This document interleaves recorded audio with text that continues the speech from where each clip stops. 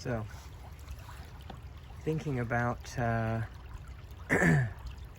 sense of being busy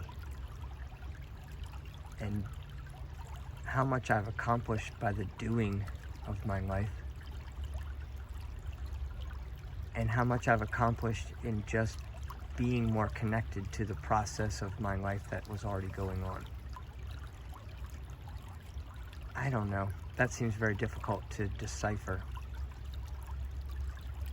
because to look back at something and say, was it because I did something and worked hard at it that I accomplished what I did in my life, or is it because it resonated with how balanced I was with the giving of the universe and my ability to receive it because I felt like I vibrationally deserved it?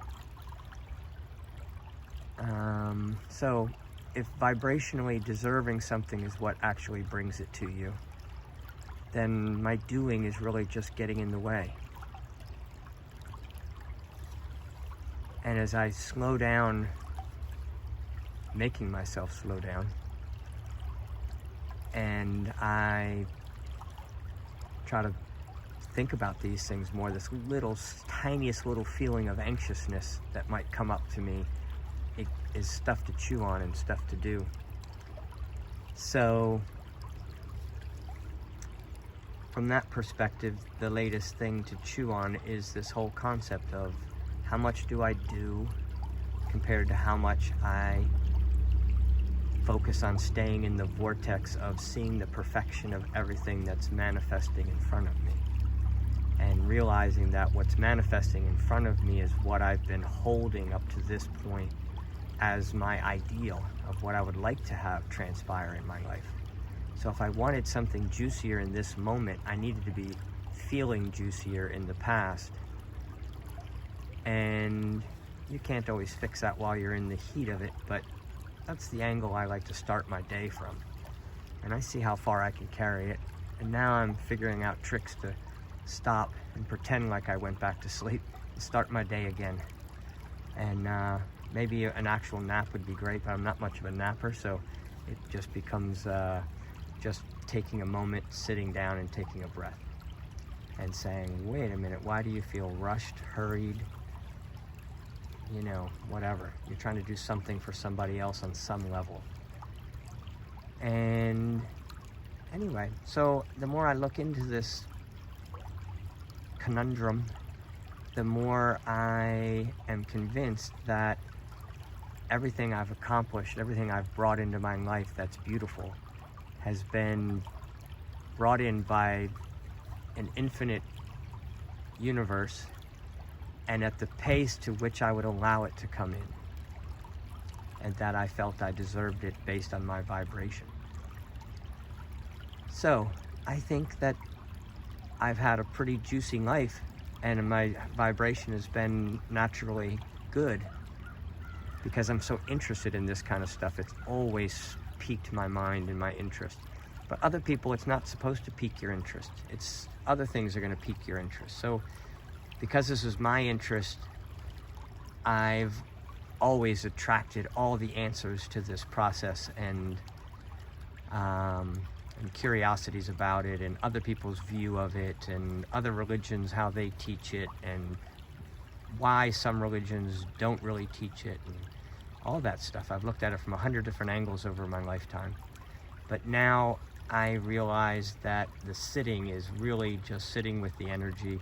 The process is super, super simple, but now I finally own it. I'm like, okay, I know I've already been inclined to be this way. I've already been naturally good at it, but now I'm putting purpose to it, and I'm mastering how to teach it.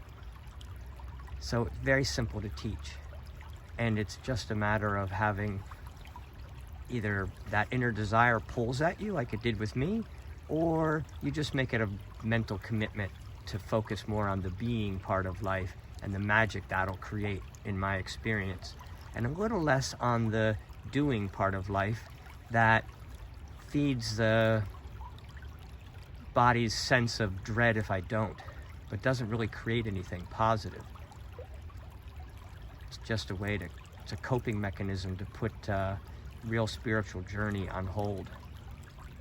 But anyway, that might be all I have to say about that.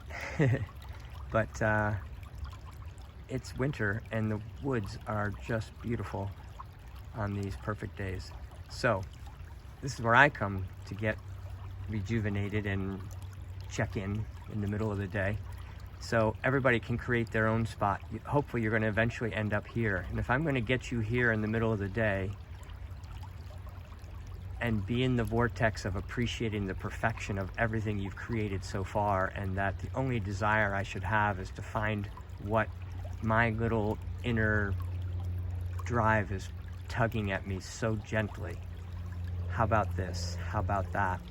And it's very subtle, and you have to slow down your own mind's desire to do and accomplish, and just sit like you got a 3 or 5 year old little kid pulling you along for the day. What are we doing today?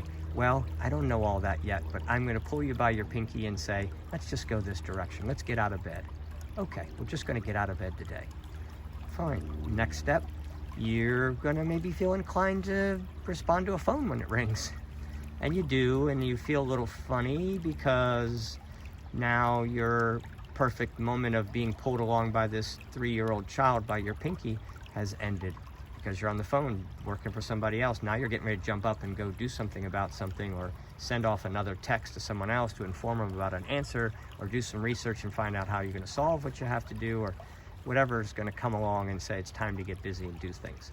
So you do a little bit of that, but when you start to feel a little funny, or maybe at first you don't even feel a little bit funny, you just make time to stop. Maybe it's when you're driving from one place to the other. Maybe it's when you're, getting up to use the bathroom. But something changes and you say, let me take a minute and focus on my breathing and that feeling of knowing everything's perfect.